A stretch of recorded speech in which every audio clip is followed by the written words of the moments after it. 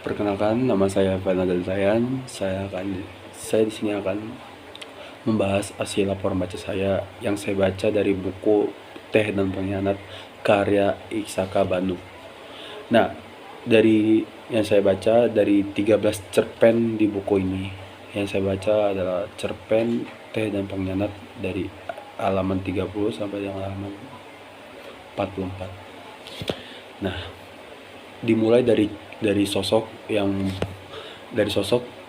pemerintahan perkebunan milik Belanda yang dipimpin oleh deputi direktur, yaitu yang bernama Tuan Karel Wijsan, yang beliau ingin bertemu dengan Kapten Simon untuk menanyakan hal pasukan, yaitu untuk menyewa pasukannya si kapten ini untuk mengawal Karel Wijsan menuju ke Batavia, karena ada kejadian tragis tempo hari atau kejadian si Karel Wijsan ini. Kejadiannya apa? Yaitu kejadian pemberontakan atau pengkhianatan buruh Cina kepada pemerintahan milik Belanda. Nah, apa sih yang menyebabkan mereka itu melawan kepada pemerintah milik Belanda? Itu karena ada dua hal, yaitu antara gaji yang tidak sesuai dengan ketentuan dan juga kepemimpinan yang kejam, sehingga mereka memberontak. Itu tepatnya di Winayasa. Ada lagi juga di Sidingkasi yang melakukan perlawanan juga,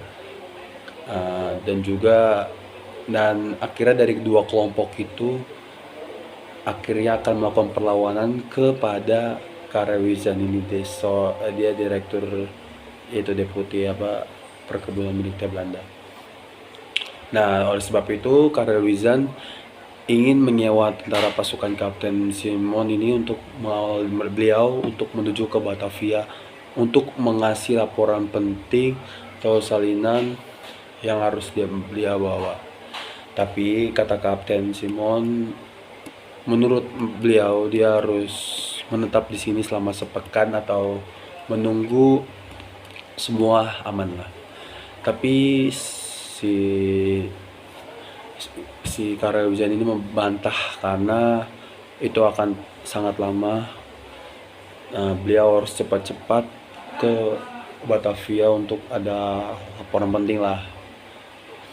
Nah, akhirnya ada datang surat yang menuliskan bahwa para pemberontak sudah mencapai Subang dari Tanjung Pura itu.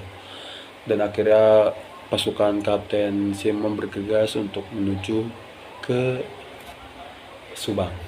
Tapi menurut Letnan Sepletsen butuh 2 hari ke tempat itu menggunakan artileri. Tapi kata Kapten Simon, tidak perlu, kita akan mendahului mereka lalu bergabung dengan pasukan Batavia.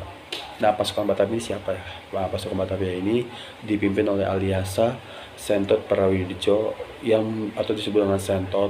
Ia adalah tangan kanan di Penenggoro, kemampuan tempur dan penguasaan strategi lapangan itu sangat tinggi.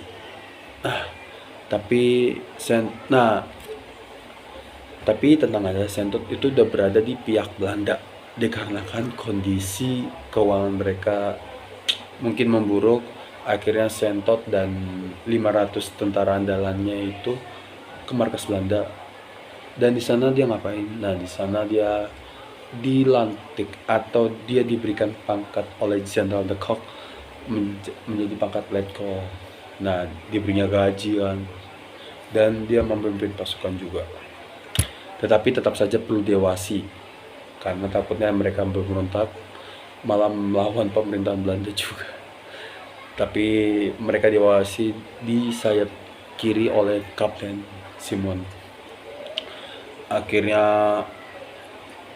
pasukan Sentot dan anak buahnya berlawan. Kurang dari 1 jam pasukan Cina meninggal sebagian besar, tapi sebagian juga melarikan diri dari arah sebaliknya. Nah, yang saya si yang saya intiin ya dari cerita ini, apa ya, kisah perjuangan atau perlawanan antara buruh Cina yang bekerja di perkebunan milik pemerintahan Belanda, yang mereka memberontak atau mengkhianati karena dia menuntut, karena faktor satu itu gajinya mereka terlalu tidak sesuai dengan apa ya, kecil atau tidak sesuai dengan kesepakatan lah. Yang kedua, kekejaman pemerintahan perkebunan milik Belanda. Nah, alhasil mereka memberontak hingga pasukan Batavia pun terlibat dalam hal ini. Jadi kecerdikan Belanda dalam hal kondisi demikian yang membuat mereka menang melawan pasukan Cina ini. Itu sih yang saya tangkap dari cerita ini. Itu aja, terima kasih.